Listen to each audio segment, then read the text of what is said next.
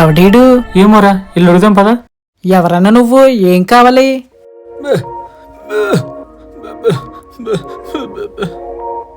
ఏమంటున్నాడ్రా? ఏమో అన్నా. అంకుల్, మాకెవ్వరు లేరు. అమ్మ నాన్న అందరూ చచ్చిపోయారు. తినమ్మ మామయ్య.